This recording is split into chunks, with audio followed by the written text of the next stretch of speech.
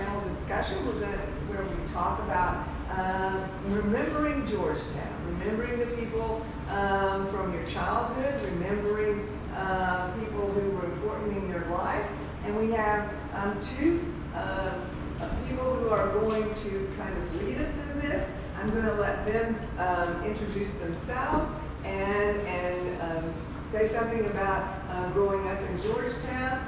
I see Dr. Repo has her cheat sheet here. All the people that she remembers.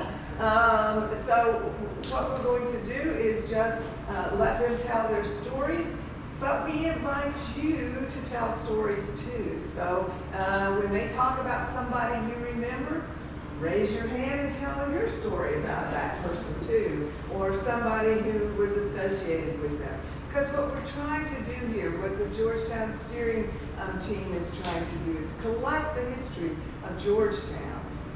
Remember the people who made Georgetown what it was, and preserve those stories for the future generations, so they can have access to them. And so many people who meant so much to Georgetown aren't with us anymore, and we need to remember who they were and what they did.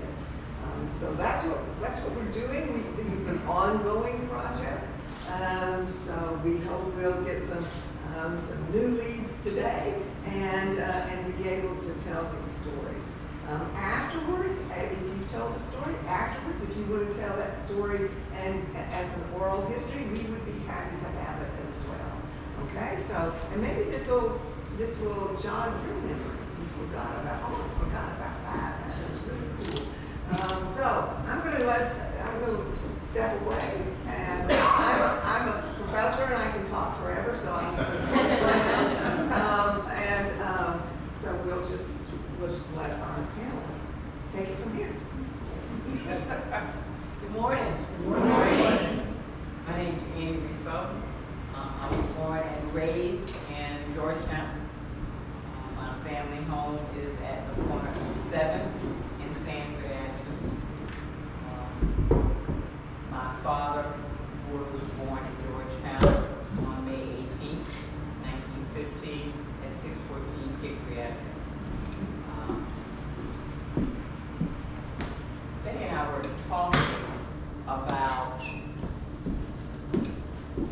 how innocent we were living in Georgetown. For me, it was safety.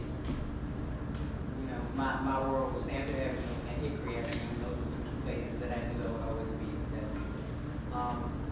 One thing that comes to mind is in 1963, and I didn't read about this until later, when the church revival in Birmingham, reporters were asking different legislators, what did you think about babies being killed? And there was one state senator, and I don't remember his name, but his response was, when you find a nest of rattlesnakes, you kill the babies. Oh. So when you contrast that feeling, I'd be so happy that I lived in Florida instead of living in Alabama or Mississippi. And that statement, when I read it, proved to me that, you know, it was false. It was the great job that these people that we knew as we were growing up did to insulate us so that this was our area of safety.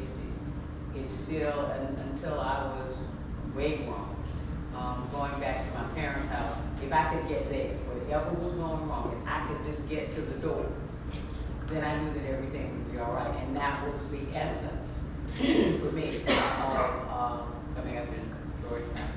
And I have some more stories, but I want you to. Well, I second what Ms. Riefel just said. Safety, you just felt at peace. Everybody knew everybody.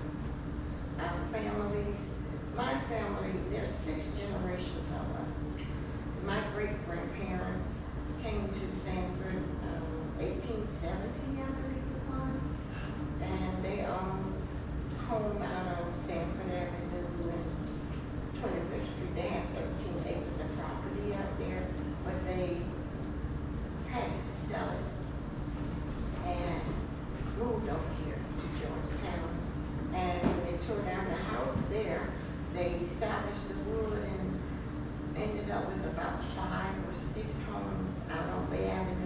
grew up. And they also owned a general store on Sanford Avenue, right at 2nd Street. But my grandmother, my dad, all of them were raised here. We lived out on Bay Avenue in Georgetown. Everybody was like family. And you could walk the streets. My parents would send me to pay the water bill and the light bill, and I would walk. We would walk. This is my sister, Barbara. And we would walk. And we loved it. We walked downtown. We stopped by the Ritz Theater and get some French fries, and because they had the best French fries you wanted to eat back then. And we would just walk the streets. I remember walking down Sanford Avenue one day, and I was alone, just probably going to pay something, and a man across the street at one of the bars, and he said, "Is Israel Black your daddy?" And I said, "Yes." But it was like everybody knew everybody. I don't know how I guess I looked so much like my dad until he knew that that was my father. But there were churches almost on every corner. Almost everybody went to church, and everybody had a fear of God in them. And what we didn't get at home, we got at church, or we got it here at home. So we were well-rounded. Our lives were really balanced, and it prepared us for everything that we were going to encounter when we grew up and left Sanford. And no matter where I lived in Detroit, I lived in Rochester, New York, and Atlanta. But there was no place like home. No place like home. I always enjoyed coming home. When I went away to Detroit and had been there about a year or so, I was working part-time while I was in college, working for a doctor, and I was homesick. He couldn't find anything wrong with me because I would be sick, and he said, "You're just homesick, go home." So I had to come home and stay for a little while, and then I ventured out again. But there was no place like home. And we grew up during times of segregation, but we were fine. We had our own village of people who looked out for us. My father was a minister, and there was just so much we couldn't do anyway. But Ann's father was a principal, but she could only do so much too. You could only do so much. And if somebody saw you doing something you shouldn't do, they'd call before you could get home and tell your parents that you did something. But it was just exciting. There were many black businesses all down Sanford Avenue and throughout the community. There were grocery stores. There was the funeral homes. Just people owned stuff in Georgetown. A lot of our principals and teachers lived here in Georgetown. They knew your family, so you couldn't do anything wrong at school because they were going to call or come to your house and tell you. But that happened in the white community too. So it was just, you knew you were covered everywhere you went. You knew you had that sense of safety. When I mentioned the funeral home at the corner exit, Mosley Street. Mostly 5th and Sanford, 5th Street and Sanford Avenue, there was a 2-story building, and it was the Mosley family who owned the funeral home. On one side was the funeral home, and then there was a space, a storefront that was next door. The Mosleys, they were huge. You knew them. Their girls went off to New York and stayed in apartments, and we were like aghast. They were staying in apartments. Oh my goodness. They had more than one level. But in the storefront, the girls in my neighborhood, I guess our mothers thought we needed some culture. So we took ballet lessons. Yes. So we met with Miss Trent. You can tell how it's been forever, but it stays in my mind. And Miss Trent was holding sessions, and we were having the best time, and we were learning to plie and pirouette and have little tutus and look cute. And this deputy sheriff came in, and he said, "What are you doing?" "Really?" And he said, "Go home." He sent us home. Now, being a child, you didn't think that perhaps she was in trouble or we needed to tell somebody or whatever. By the time we got home, they threw us out of ballet. Well, now you have the wrath of mothers and daddies. So now everybody's going down, and Miss Trent was there. She was crying when they finally got back down there. She had to stop teaching us because she didn't look like us. So now we gotta get carpool, and not everybody had a car. So now we gotta go to Orlando to Jones High School so that we can have our class, and it's okay because Orange County was so big they didn't care. And eventually we were supposed to have our recital at Coons, but that was out. So we ended up having to go to Jones High School to have our recital. Those kinds of things, Jim Crow. Prominent in Georgetown, even though it wasn't in Georgetown, was a zoo. We went every birthday. You knew what you were going to do. You were going to have ice cream and cake at home, and then you were going to get in the car and go to the zoo. The animals knew us. He gave us names. Yes, there were the alligators and the ones that you had to be careful of because they did not have the manners. But that's where you went. It was tradition. And I don't care where in Georgetown you lived or who your group of friends were. You were going to the zoo if somebody had a birthday. And I think about that now because it was right on the, it was so bad. It's for City Hall. Yes, it was just, oh my Lord, it was just so, they would be sued now. They moved out, we were all up in arms because of the history of it, but what you see now and what was there when we look at pictures and things, you just kind of shake your head. But it was part and parcel of living in Georgetown. My grandfather was the only tailor in Georgetown. So the men who worked at the banks, the men who worked in the offices came to 614 Hickory Avenue, and he made suits for them. Well, they might not have been able to afford tuition for my father to go to fancy then, but everything he had on was tailor-made. And he enjoyed that, and he carried it through his whole life of being a clothes horse, which we were very, very proud of. But Papa taught most of the people who came here, they apprenticed with him. He at one time had a shop at 4th and Cypress.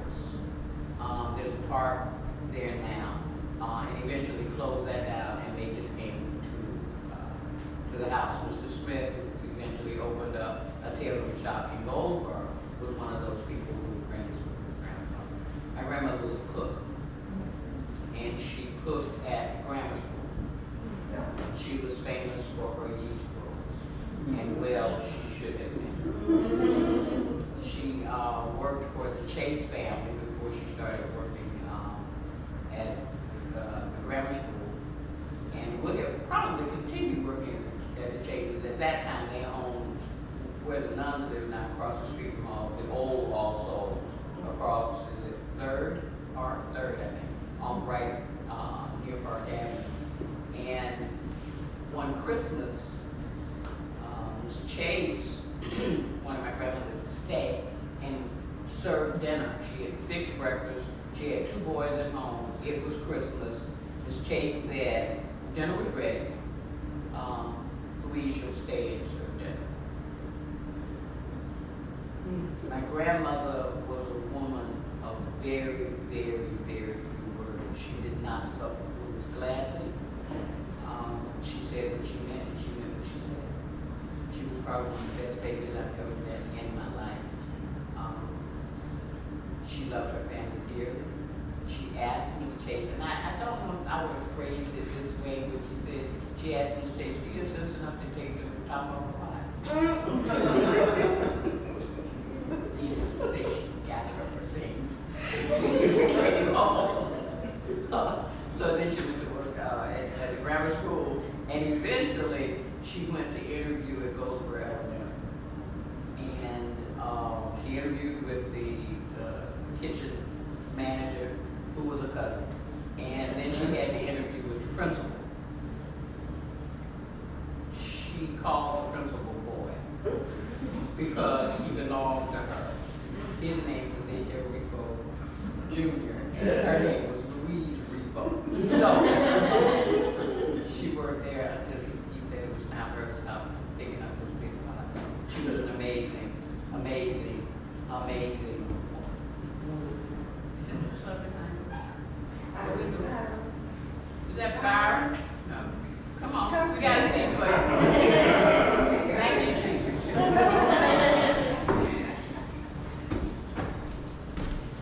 Hey, how you doing? A long time no see.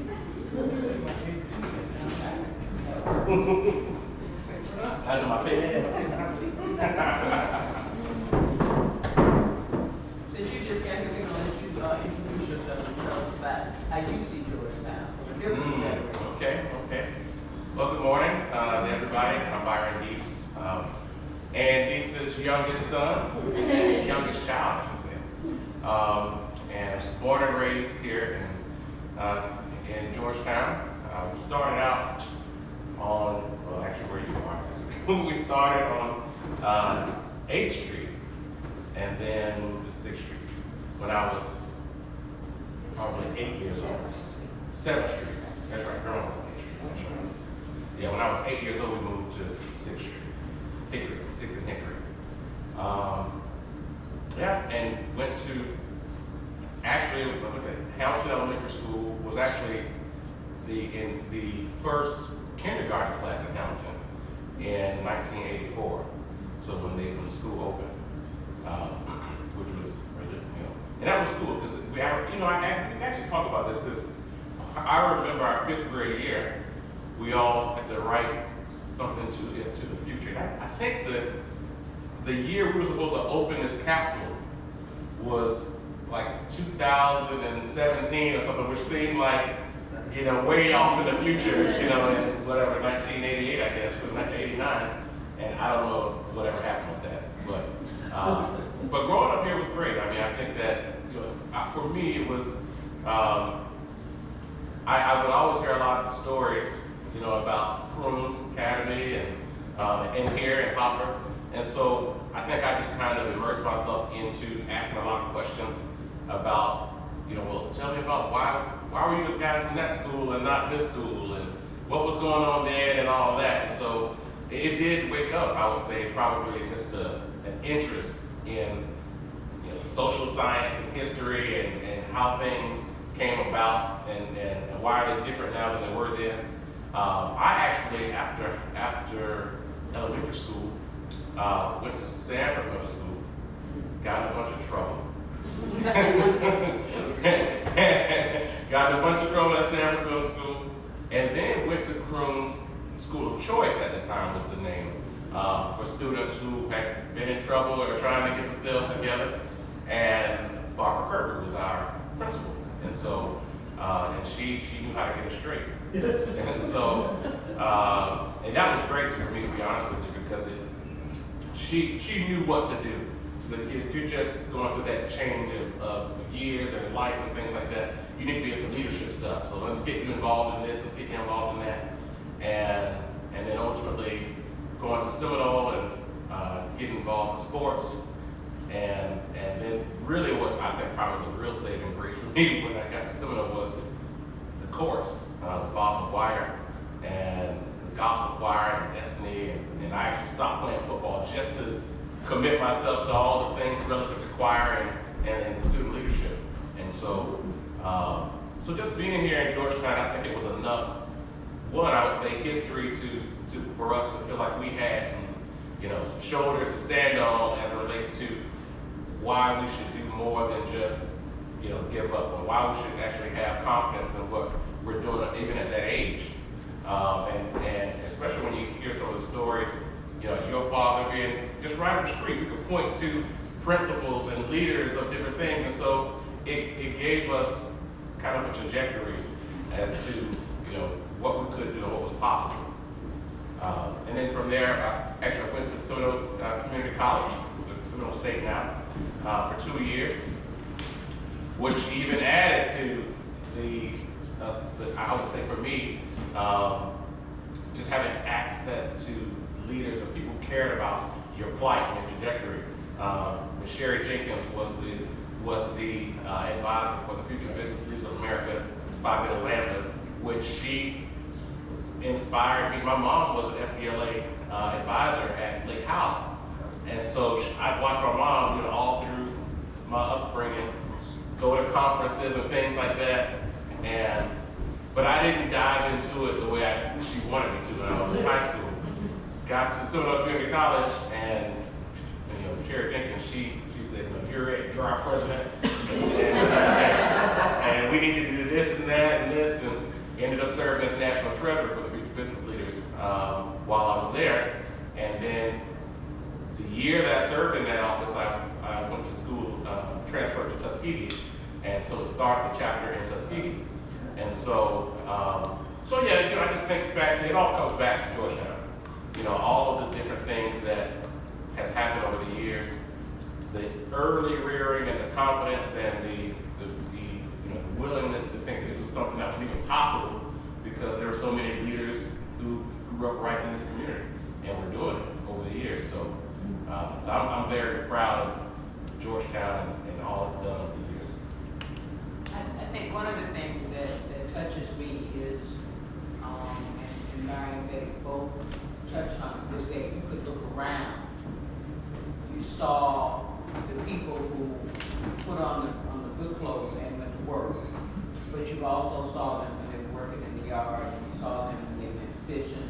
You saw them when they came back. You saw them cleaning fish in their yard. You saw them living, and you knew that was all a part of it. Whereas now, and not saying anything against it, it's just a different time. Whereas now people are living all over, and children don't actually see the people who are probably going to be closest to them. It always comes back to that picture of Barack Obama and that little boy, where you wanted to know if Barack's hair felt like his.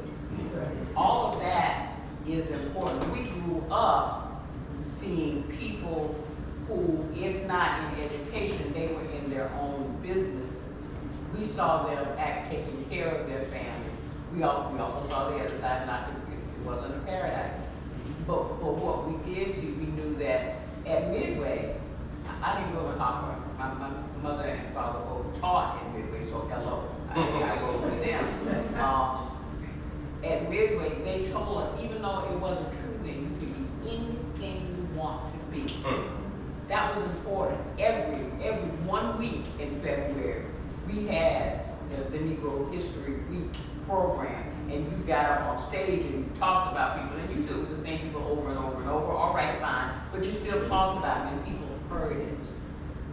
You got together in the auditorium. We had assembly, so you knew how to act when you went out and you were among other people and perhaps adults, and it was not interesting. You knew you still had to sit there. You could look around and see those people who were part of the community, who were leaders in the community, and cared about you. It's true. I once got into a scuffle at Midway Elementary. My mother taught at Crooms. My father was the principal at Goldsboro. I was at Midway. I came home, my mother and I were doing fine. She was cooking, I was setting the table, everything was good. My father walked in and he said, "So you got in a fight today, huh?"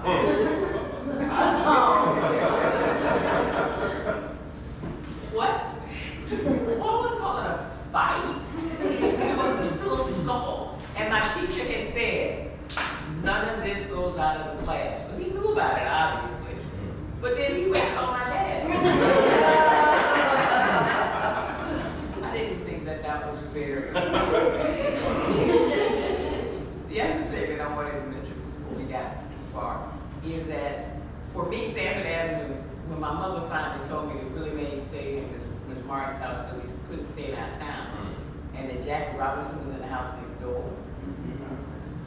And that when they Miriam's, the daughters came to Miss Holly's house, which is right there on the corner.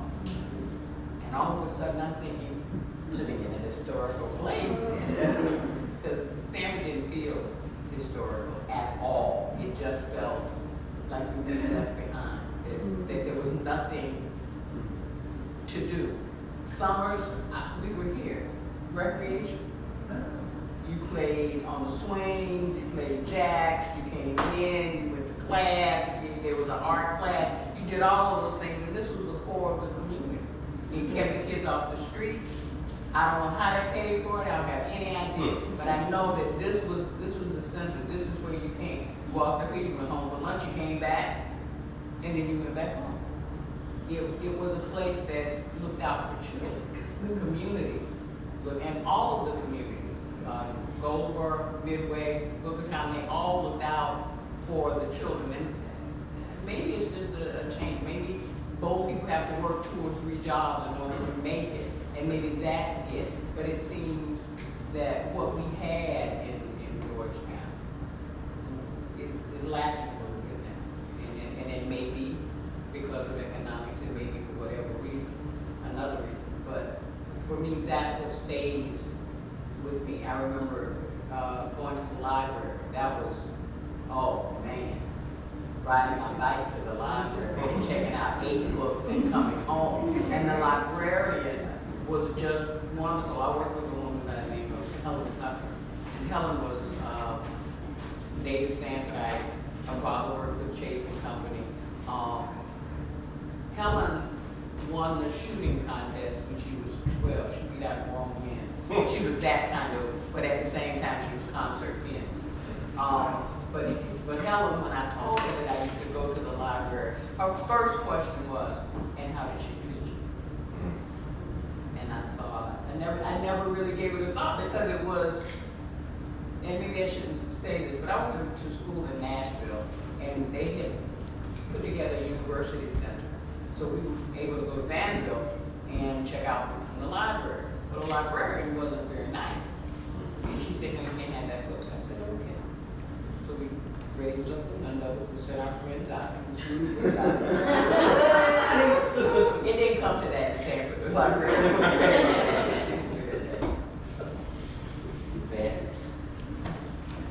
Ms. Rico talked about going to the zoo.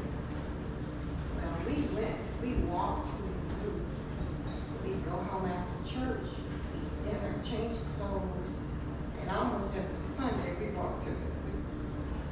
What was the monkey name? Jerry.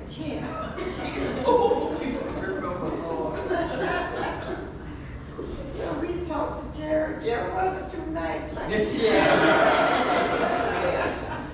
we talked to Jerry, but we also had a lady in the community a couple of blocks from us, named Miss Bessie, and she made homemade ice cream and sherbet every Sunday. And you could go, she would do it on her, she had a closed-in porch on the back, and we knew how to go. I think we paid a nickel maybe, and we would go every Sunday to get that sherbet. That was the best sherbet you ever wanted to have. And right next door was Mr. Shepherd's store. We called it Smiley, I think, because he smiled all the time. So that was his name in the community. So we would walk to that store almost every day and get those 2 4-penny cookies and candy bars and all the things that kids like to have. And like you said, they were friends to your family, you know, so they knew if you didn't have enough money, then they'd get it from your daddy when he showed up. But we had a wonderful time. And I know, well, in our church, we had groups of people who knew. Some of them were entrepreneurs in their own ways. We had a great auntie that she would order candies from different companies, and she would bring them to the church, and we would buy these powerhouse candy bars and all of this stuff. She would measure people for suits and corsets and all of this stuff. And the bishops would come and she would have them suits made and all of these kinds of things.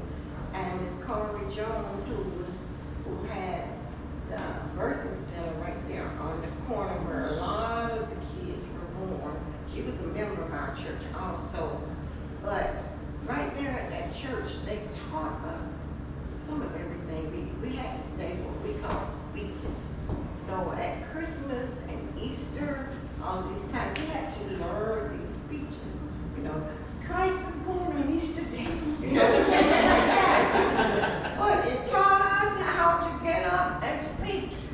And I learned how to pantomime. You know, all of these things, they call it lyrical dancing or something now, but you know, we were pantomiming and we were singing and doing all of these things. We would have a big group of singers and then we have little groups of singers singing together, and we were in plays, and you know, we just learned how to do all of this stuff. So when you became an adult and you had to go into the world of work, hey, we were prepared for it, because even Hopper and the teachers here always give you speeches to learn, be on assembly programs.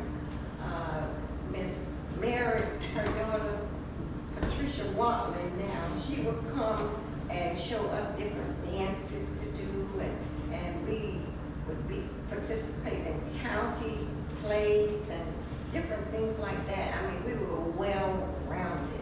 So we were prepared to go anywhere in the world and be whatever. And like Ms. Rufo said, we were taught that we could be anything we wanted to be. We could be successful. We were taught to have confidence. So it just it molded us into the kind of people that we needed to be. And it was at home, at church, and in our home, because my parents loved the Lord, and people out in the community knew who they were. If somebody was sick, they came and my parents prayed for them. If somebody wanted to know Jesus, they'd come to the house and they would pray with them, and my mom would make sure people who were less fortunate and had a lot of kids or something and didn't have clothing and stuff, would pass our clothes to them. She would give food to them. It was just everybody looked out for everybody. And everywhere I went, I always wanted to come back home, because it was a place where everybody knew everybody, and it was a place where you knew if your parents couldn't do something for you, the neighbor was going to do it. People went to work in fields and things, and they would bring all kinds of vegetables, and we had fruit trees in the yards, and some of our parents picked fruit and all. So we had all of this stuff. When I was in New York, some of the men would say, "Why do you all have all this beautiful skin? All of this nice skin?" And it was, we ate all of the right stuff. You know, all we could just pick it off the tree. And we had all of these things in the yard, or people were bringing things, or people had gardens and things like that. So we just, to me, it was such a rich life. It was. And being at Hopper, yes. I just wanted to make a comment before we stop. So I listened to your stories. I think you're bringing out, it's like you were telling my life, but in a different time period. And as you talk, I am writing right now, and I'm struggling with it about, I was in the first year of integration with Orange County, and I went to elementary school. And as I hear you all talk, and in my writing, I'm trying to figure out what has happened, because I cry when I go to Winter Park because of gentrification. Yes. I just cry, and I don't want that to be here. But what we lost, our schools were not supposed to be equal because we didn't have the money. But when we went to the white schools, we lost everything that you just said. We would see our teacher, Miss Simon, who kept the big black tire belt called Betsy, which she never hit anybody, but it was a threat. It was a threat. But when I was in elementary school, I never knew I saw a child who could not cannot learn. Hmm. I didn't understand that until I got to Maitland Junior High School. Mary found out black children can't learn. Well, they were learning, and like you were saying, we had to speak all the time. We put on big shows, and we ran student government. But and I love Maitland. I excelled through Maitland and Winter Park, and was in one of the first groups that went to Florida State. But we lost, as you said, everybody you walked through in Winter Park, in Orlando, Orange Center Boulevard, you told you could be somebody. Yeah. We lost that. And I did not know it until I started to write, and I went to my 50th class reunion, and I could not get any of my black classmates to go. As they said to me, I was different, but my father was the first black man in the South certified by IBM. Okay. He worked at Martin Plant. He started the School of IBM and Communications at FAMU. He was the first professor they had. And my mama was a school teacher at Hungerford Elementary. She was a school teacher, guidance counselor. And that first group of teachers that had to go to integrated schools, black teachers, my mama was asked to go. My mama said no. My daddy said no, Olivia, you have to go. So she went to Domberg. But she was a force in Eatonville. But yes, she was a face among white teachers for the black students who went. But when I went to Maitland, there was one black teacher, and I found out from my classmates, through my test scores, I was the only black student in all my classes. But my black students were put all together in a room, and they knew the teacher didn't care. They knew nobody was encouraging. We lost that. Integration in Orange County was not a big fuss, I've read, because of the fact that black schools had been strong and they wanted them to excel.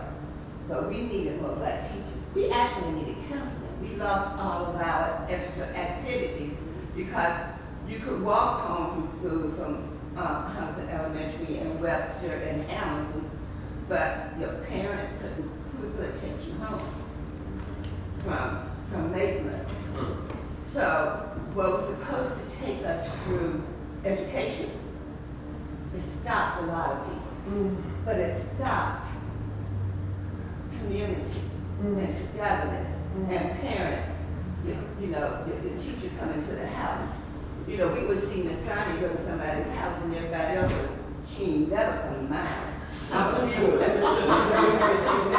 She wouldn't call. She was knocking on my door that afternoon.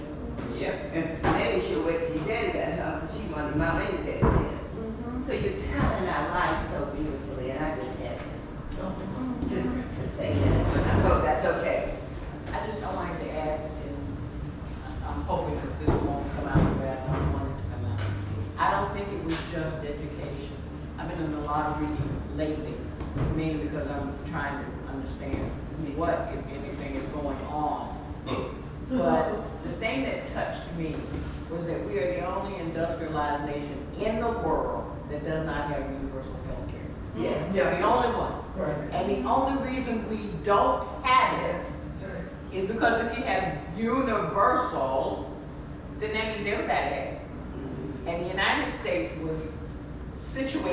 has situated itself in such a way that they would rather cut off their nose than do the right thing. So it wasn't just education, but yes, we lost a lot. So it wasn't just that. It is as if I'm gonna stop everybody. I'm doing fine.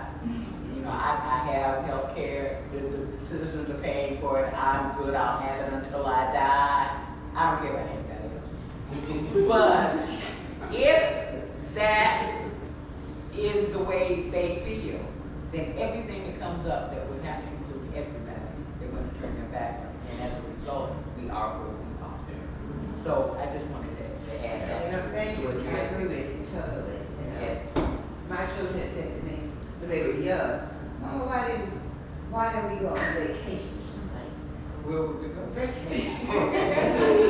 When I was little, we put on plays in the neighborhood. We had softball tournaments that beat beat the National Baseball League, as far as I'm concerned, through the neighborhood, you know, all those things. That's what we did on vacation, and Daddy took us to the movie. Or we took that one trip with Boone Beach. So my children have taught me how to take a vacation. I didn't know, you know, and they also asked me, why didn't we go to the doctor?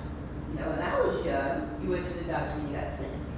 And nobody went to the doctor for me because I had asthma, and you get there at 8 to the one black top doctor in Orlando, and you sit there to Dr. Booker, and you sit there until you get called. It may be 11, it may be 12, and it may be 6. But that's, you know, so, man, I said, well, y'all never get sick. Well, I take you to the doctor, you know, after you got your shot. But yeah, that was taken from us. And it wasn't until they partly taught me, Mama, you got insurance, you should just go for a checkup. I mean, that was, and I'm 72, but still, that was like, boy, I'm just going here to get a checkup. But you didn't do that in our, you know, my mom and dad, didn't know that. My mom and dad never really took a vacation. My father died, but they were planning their first cruise. Yeah. Back to the education, this classroom was my second grade. Miss Mary was the teacher. And all of the kids didn't learn on the same level. But you weren't labeled. So she would get the class started and she would have a table where if somebody else was having difficulty reading or something, she would pull up a chair at that table and she would work with those kids while the rest of us were doing whatever she told us to do. So nobody was left behind. Nobody left Hopper not knowing how to read. Everybody could do whatever they needed to do. And they were going to see to that because they knew that the world, they would tell us, you know, my parents would tell us, you know, some people do 100%, you got to do 110 or more in order to get to be where you want to be. They taught us that. And back to vacations, we weren't calling it vacations, but my dad would go up to Ohio to work with some of the people that would leave here in the summer to go off to work because there was nothing to do here. So my mom would get on the train with us and we would go to Detroit to her sisters. So we lived kind of a double life because up there we went everywhere we wanted to go. You know, you could go eat anywhere, you could go to amusement parks, you just had good like ride the buses and the trolleys and all of these things. And so we would live that life and then we'd come back home. But we were happy either way, you know, because coming home was just coming home to everybody. And then we started going to Rochester, New York. Well, before I go there, Ann was talking about her mom, her grandmother working for the Chases, where our mom worked for the Stenchers. She worked in the home with them, and she did their ironing and cooking and things. So when the Chases became, you know, the Stenchers became attorneys and all of this stuff.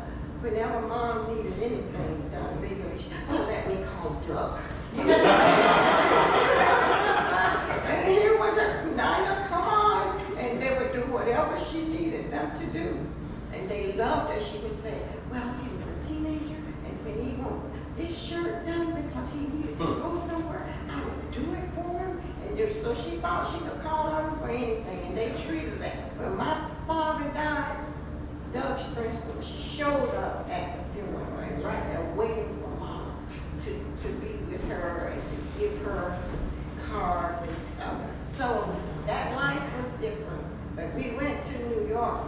When we started going there in the summer, they had special people that they worked for and all. And then they decided one year they were going to stay there. And I had just finished 6th grade, ready to go to cruise. And they said they were making so much money and they were so good up there. They were going to move. And so I was praying. They taught me how to pray. No, I was praying, Lord, please let us go home. I wanted to come back to Sanford. All my friends were here. Everything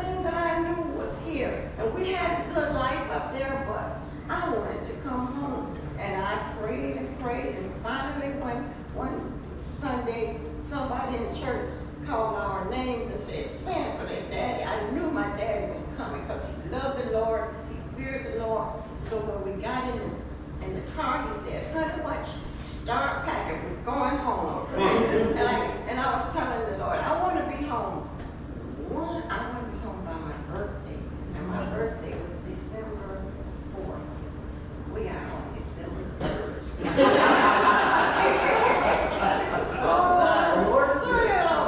But I was always thrilled to come back home no matter where I lived, because Sanford and Georgetown was just where I wanted to be and where I was comfortable and safe and friends and all of the things that you need in your life.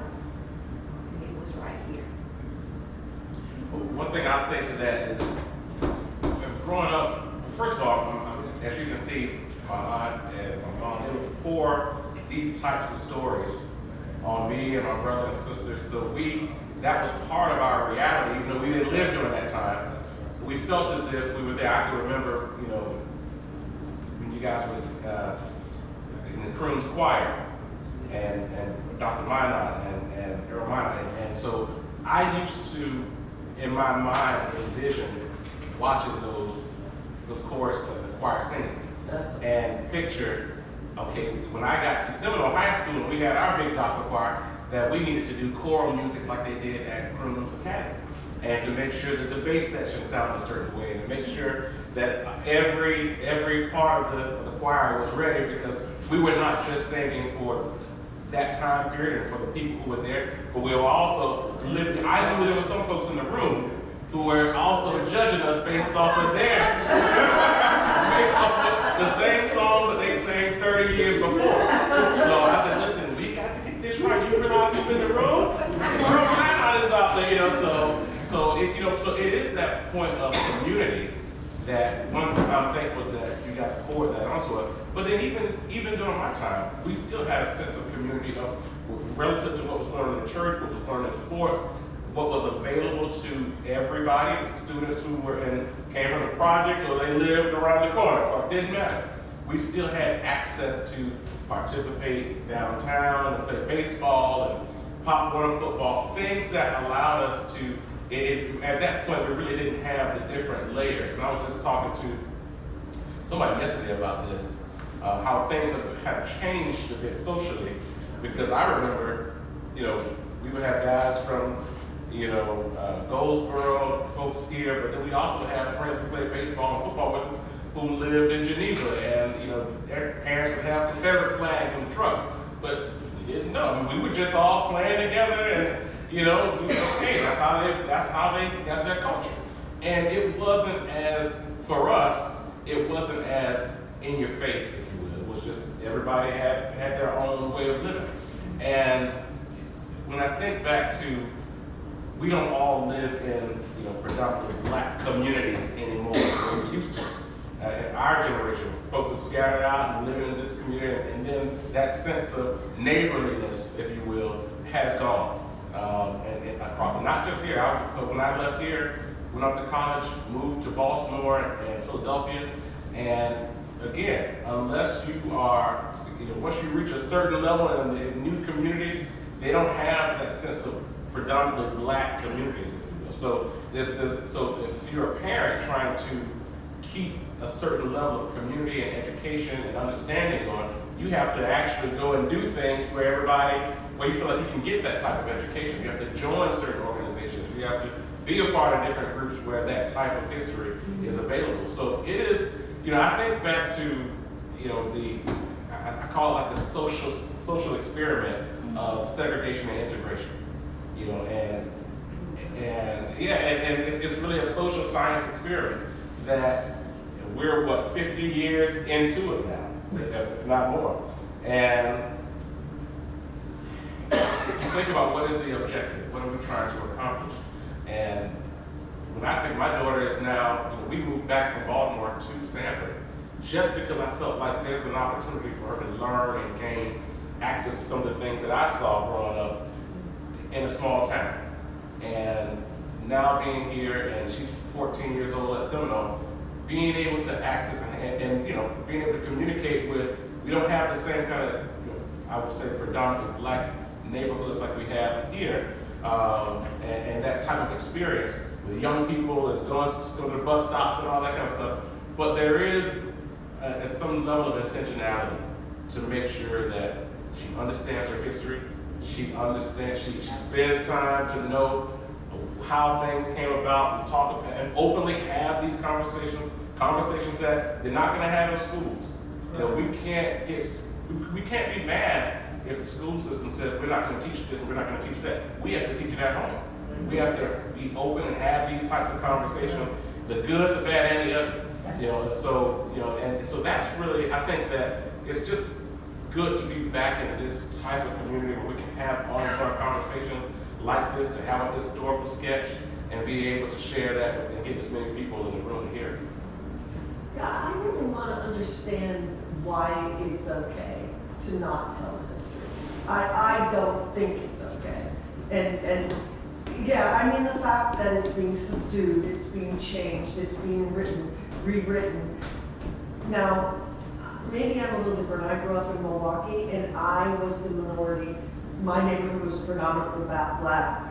And I was a part of desegregation. Can you believe this? That I was in the bus with all the black children who got bused to a white school. Yeah, so I lived the reverse of it. But my sense of community was more black folks. There were very few white in my neighborhood. So I find it incredibly offensive to think that people want to whitewash and remove that history because it's American history. But Byron makes a very, very good point. We are caught because we've become complacent. We have become very complacent that we're going to teach this and we were going to know about this person and that person and you were going to know the context. And then you have to be careful. The gentleman who lives in Tallahassee, who is struggling to be a big man, and he isn't. Stop it. Anyway, and he's following, oh God, another one who's struggling to be a big man. Who's getting rid of DEI, and now we're going to get rid of all of Black history because we don't want certain people to be uncomfortable. But I'm uncomfortable, but that doesn't matter. But okay, we're going to move on. With all of that happening, no, it's not right. When I graduated from Seminole High School, there were 1,200 students there. There were 36 Black students. I left the year before everything exploded.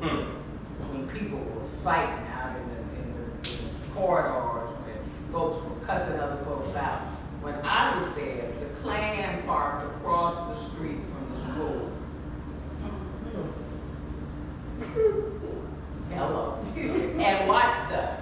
When we went to play in Titusville, and this little lady called one of the cheerleaders an ugly name, she snatched her across the fence and taught her some manners.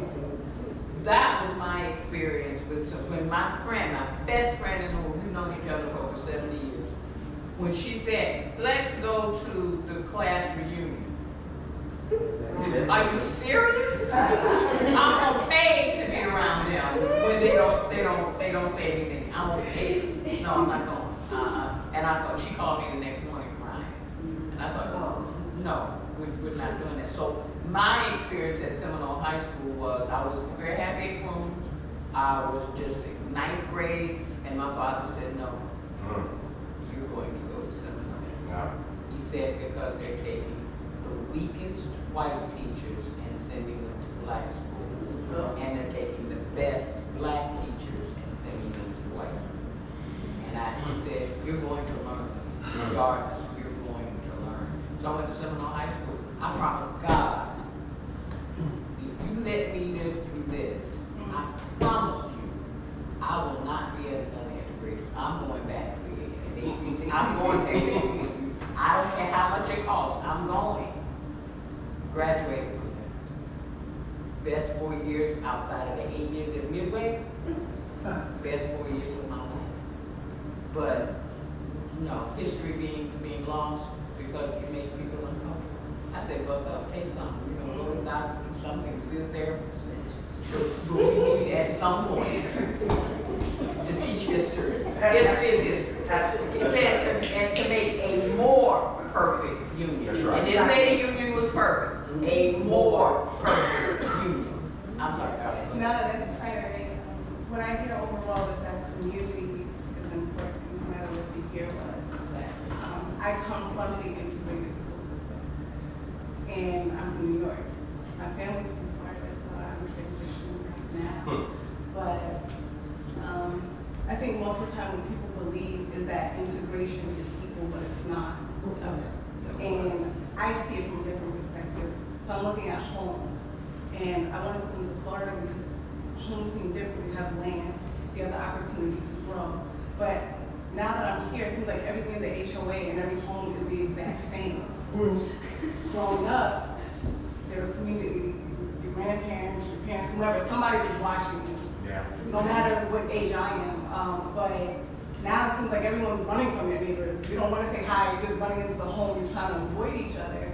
And you're losing the beauty. Every home is different, and so there was an opportunity to learn. When every home is the same, you miss out on what someone else has gained, you know. So the only thing that we have the same is, regardless of race, regardless of age, is that we're human beings and we're given soul. Okay? We're given the opportunity to have truth and to grow within that truth. I think what this world right now wants is everybody wants their problems to be the same. It doesn't matter if we're the same color. Her journey, my journey is different, same as yours. But if we sit here and we sit in truth, that's when we can learn. I'm not gonna have the same problems someone who is a fairer skin had. But there's colorism within every single race. That's right. Yeah. So let's speak on that. Why am I going to sit here and make you comfortable when I am uncomfortable? Exactly. Let's speak about being uncomfortable. Yeah. Let's speak about how right now life is not fair. No. Because one thing that's happening is every single child is losing the opportunity to learn, and they're given an excuse. And I was taught excuses are the tools of incompetence, built upon the monuments of nothingness. Those who use them seldom amount to anything, so therefore have no excuse. Let's speak on how right now life is not fair. And then we can work on making it equal so that you have an opportunity. Not that your story is equal, because that's the richness of who you are, but that the opportunity to grow is equal. Yes. That's right. Yes. That's exactly right. Yes. Bringing up the differences in the neighborhoods and how there were so many different people in a neighborhood. Can you speak a little bit about who lived around you and what did they do and how did they influence you? Oh, I lived on Sanford Avenue, told you, at the corner of 7th and Sanford. Next door was Fannie Reed. She was the principal at Goldsboro. Next door to her was Miss Maddox, who taught 5th grade at Midway forever. Next door to her was Mr. James, who was a carpenter. And next door to him was a lady. It was like a rooming house, so I don't know. And then Miss Holly was on the corner. Mr. and Mrs. Allen were across the street. Miss Brock taught 5th grade at Goldsboro. Miss Martin taught at Crooms. Miss Brewer, Castle Brewer Court. Miss Brewer was a widow who didn't need to work. That was odd. Like, she didn't need to work. And across the street were the Douglases. Mr. Douglas was first principal at Crooms, and then he became the district officer. Mrs. Douglas was a counselor, right? Yeah. Miss, there's I can't remember her name. It's Oliver. She's across from Miss Oliver across the street. I'm still going down. Oh, that's not the Lawsons lived on the corner eventually. Miss Oliver. Dr. Staples, we didn't talk about doctor. Dr. Staples was not a doctor. Dr. Staples was a pharmacist, so he had drugs. He was a doctor. And he had a drugstore down on Sanford Avenue, and that's where we fill all our prescriptions there. But he and his wife lived there, Miss Mary lived next door, and there was Church first. yeah, the parsonage right there, and that's lived around me. I just want to interject something here. It is so good to hear you three because you bring, say from the very beginning of Georgetown, you guys bring the very baby part of Georgetown. There's a middle in there. But you talk about things that's why we're here today. We're trying to save Georgetown. Yes. We want to make sure that folk know now. We're gonna have to go to these neighborhoods and pull these kids out and bring them here. Because parents are not telling the kids, like your parent did and mine, they told you what was going on, that you did not get in school. You got it at home. It's not happening now. Yes. So it's not But happening. I think what we have to do is we have to step in, because sometimes if a parent leaves at 6 o'clock in the morning Yes. and doesn't come back until 10 o'clock at night, Yes. there's no weekends. There's just work. So that part of it, yes, we have to step up and we have to make it interesting for them. Yeah. Because that's the one thing we haven't talked about, that in some areas, there was this hierarchy within the black community. Yes. If you didn't live a certain place or do a certain thing, or your mom and daddy didn't do a certain thing, then you weren't gonna be included. Now you include, when you said that, when you included the kids didn't care. But the other people, they care. That is a topic that I think that we dance around this topic so much, and that's classism. And classism, particularly within the black community, it happens outside of the black, but in the black community, classism is a real deal. And it has more to do with parents trying to make sure that kids aren't going to get in trouble. They're going to learn certain things, and they won't, don't be exposed to this, don't be exposed to that. But I think the common thread that we're really trying to get back to is community. And community means something to different people. Within the black, white, race, Hispanic, whatever, community is unique. And like for instance, we grew up in the church community, black church community. But even a subset of that, we grew up in the Pentecostal black church, which was different from the Baptist church. And so so even with that, well, if you're gonna hang out, make sure you're hanging out with that one who goes to the rescue or the Church of God in Christ, and not the one who goes to Allen Chapel. Like, so we have to recognize there's a lot of subgroups into this, but with that, I think about Tuskegee, man. So I think about Booker T. Washington and his whole mantra as it relates to how to manage community, particularly at that particular time, where it could be as separate as the fingers on the hand in all things social, but can be as one as the fist in anything mutual. So when we think about what's mutual when it comes to the different communities, all the various communities, economic progress, healthcare, education, those are mutual. Exactly. We all need to stay healthy, we all need to be educated, we all want to have economic advancement. But somebody mentioned earlier that they went to the doctor's office and had to sit until they called you. Oh, yeah. The good part of that was, most of the time when you went in and sat, they saw you, but you didn't have to pay.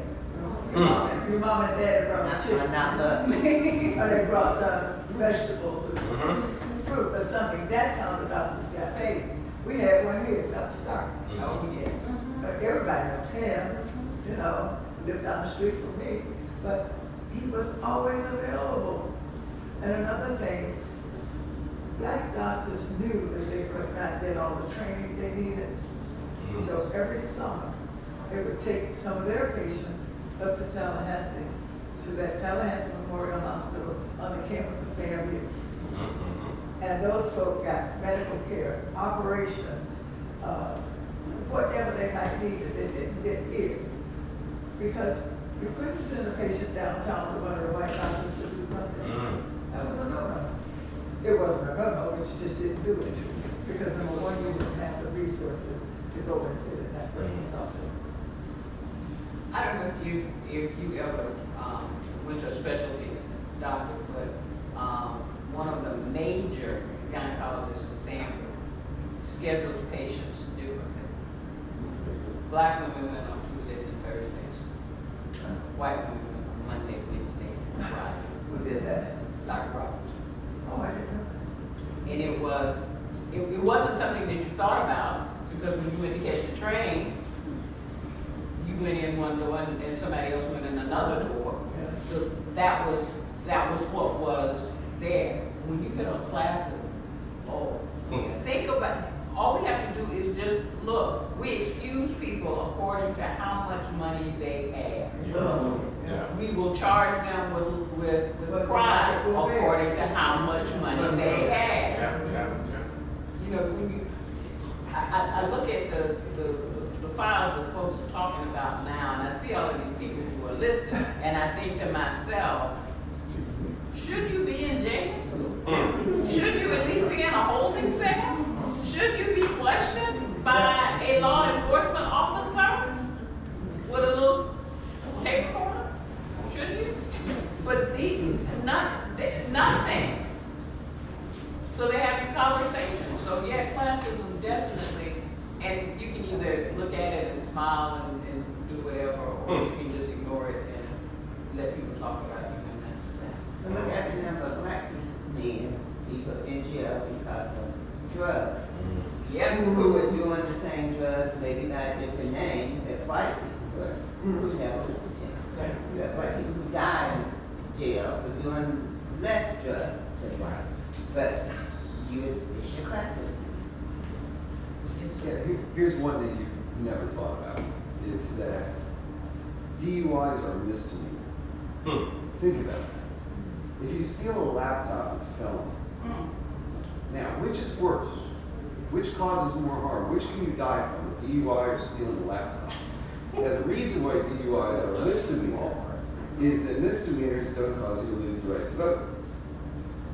And DUIs are not a black person crime. DUIs are a white person crime.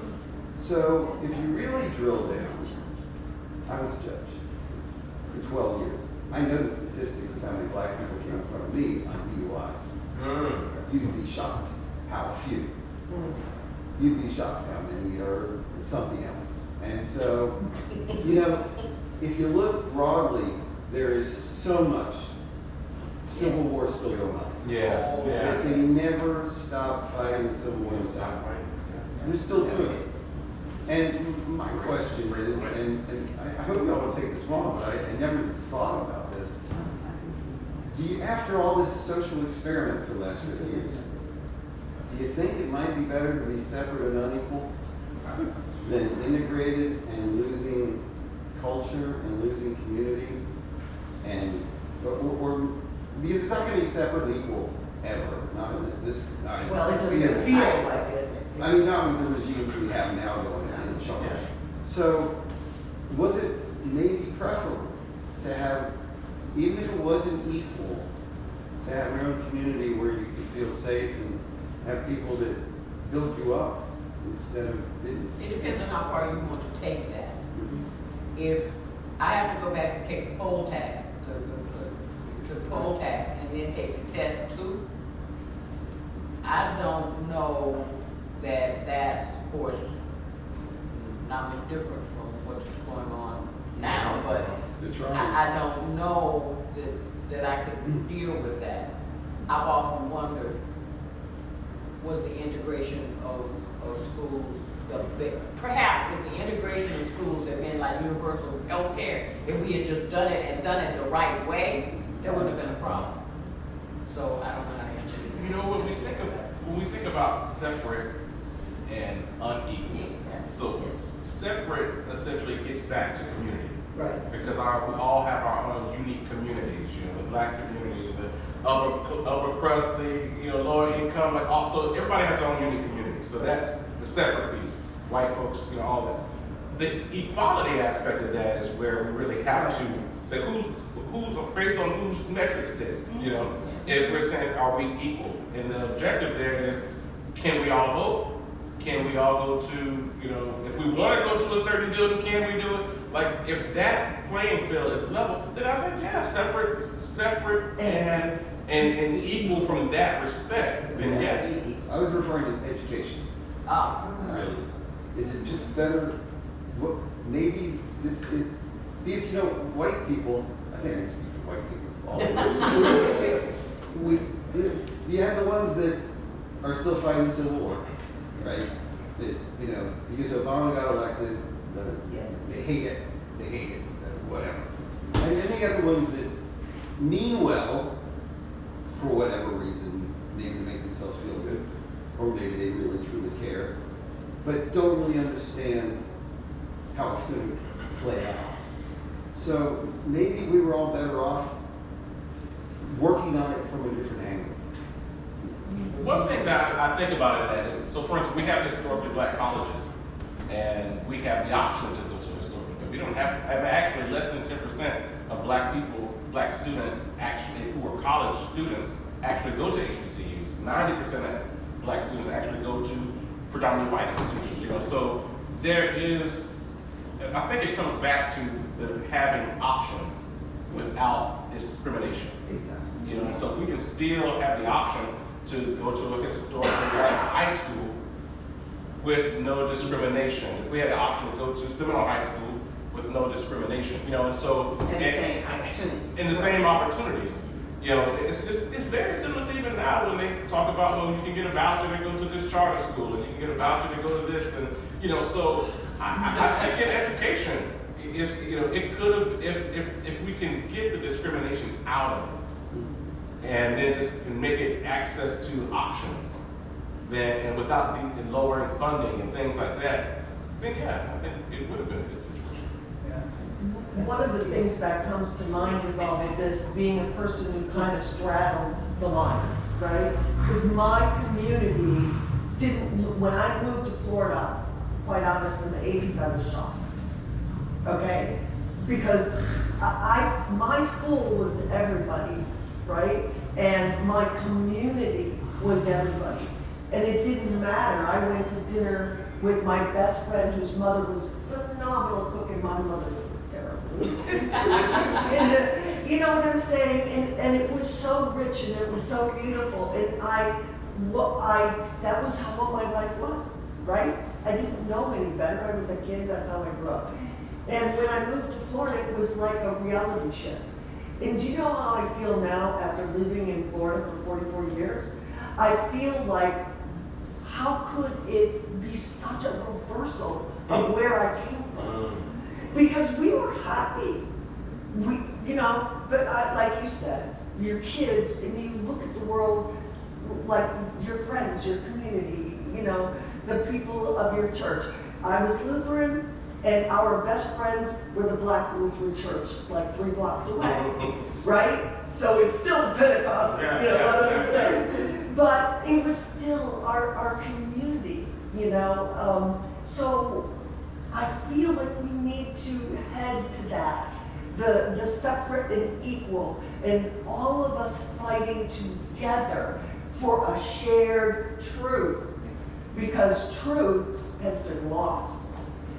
AI and all of the, do you know, I'm with the League of Women Voters, I'm an expert on dis and misinformation. And on the internet now, 60% of everything you see is not true. 60%. Yeah. And with AI, oh my goodness, it's unbelievable. Yeah. You have to be an expert, because look at the Obama thing. I was so pissed, right? And to me, he should have been removed from office. And so what I struggle with is, I was a kid during the 60s, and if you look it up, Milwaukee was a huge race riot. And I was out with my friends, and my mother said, "You're crazy. You're way too white. You should not be out there." But, you know, I want to fight. I want us to join hands. I want us to create a community, a sub-community, if you will, right? Where that's not grounded in color, but in purpose and in truth. I wondered how it was for the black You know, student. this is great. And this does indirectly affect Georgetown.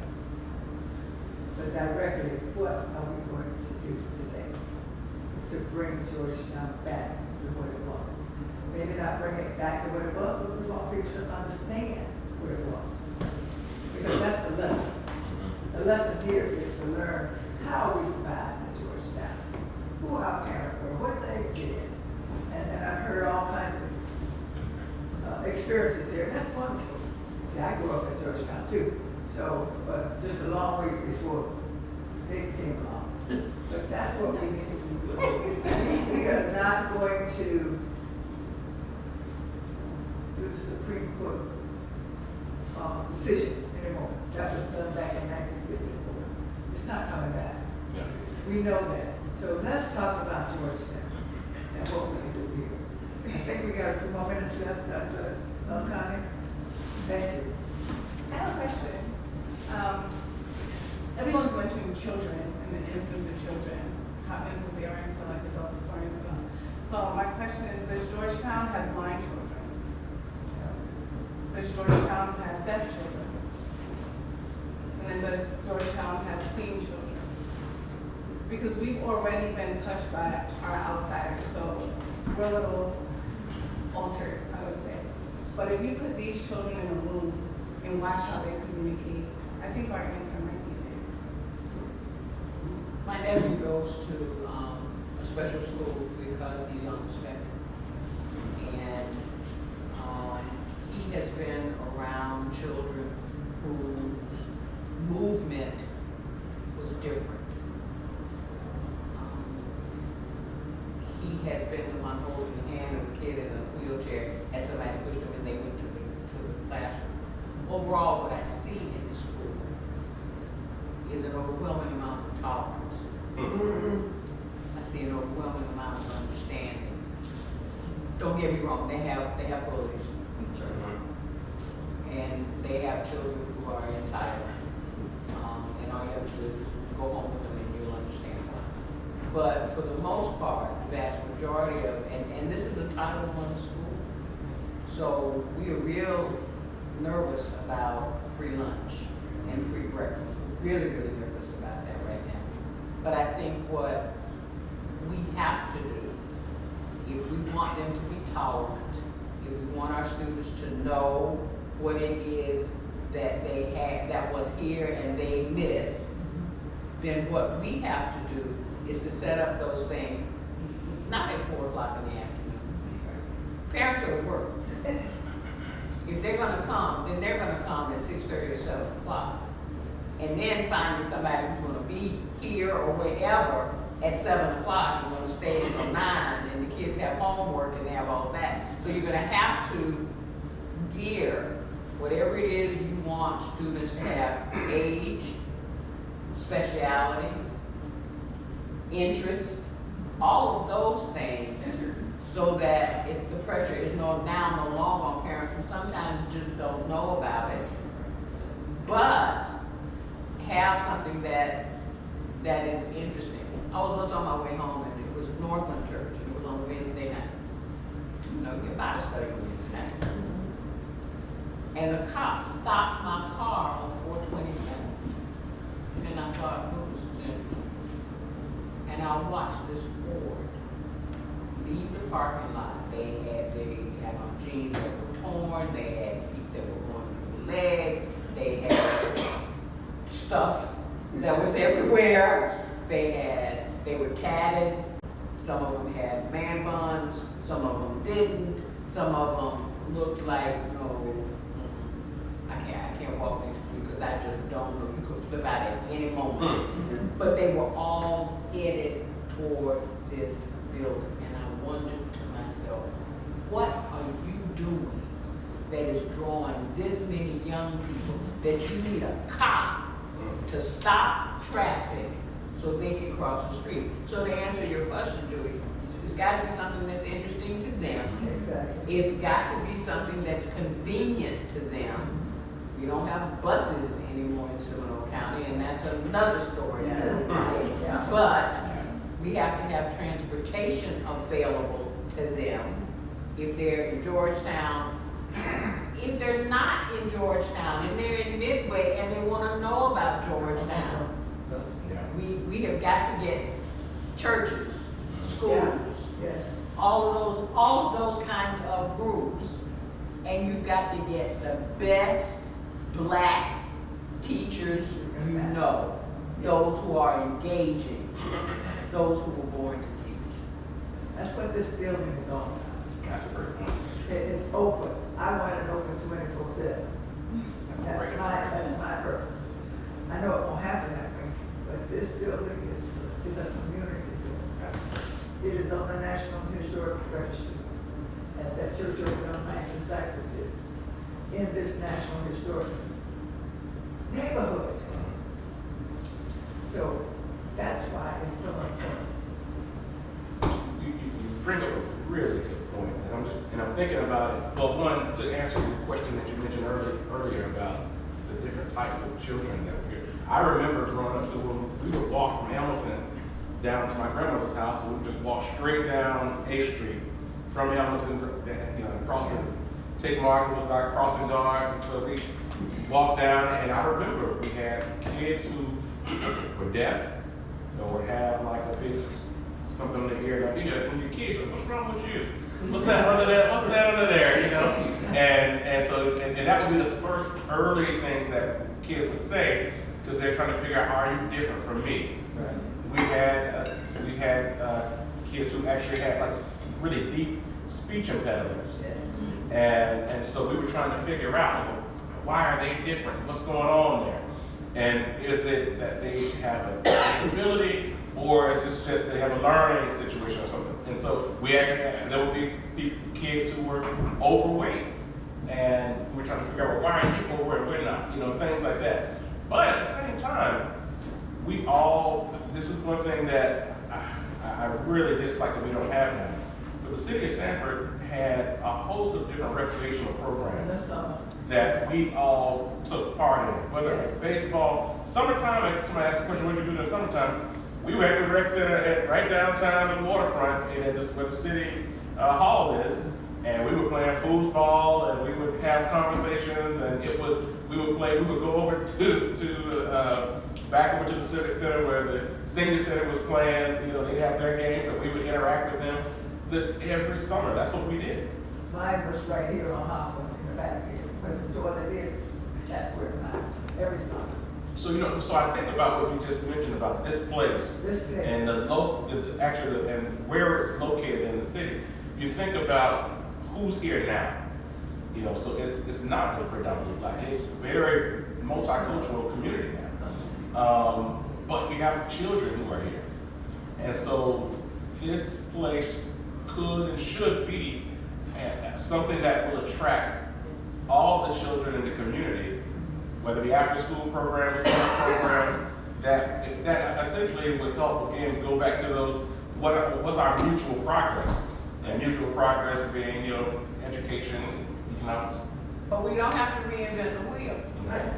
Because, not was my class, young woman who, Maya Nathan, who had a summer program this summer. I don't know how many of you have tried to get children in summer program, but $6.25 a week is a bit much. Oh, yes. Hers was like $60, maybe $40 a week. She already did that. She had any number. They had their graduation, if you will, down at the Ritz Theater, that I understand was packed with more than just parents. So maybe that's who you need to reach out to, so that you can get at least that part started. And I'm sure she is capable enough to have it branch out. Exactly. Thank you so much for the effort. Not a problem. So here's what I'm going to propose. You're all sitting here. You all have stories to tell. Put those stories on tape. tell us your story. It is available. And for people who are trying to tell the story of Georgetown, have children understand what happened here. You tell the story. You tell the story. Let us tape it, make it available for people to use in these programs with children. You can do that today. And if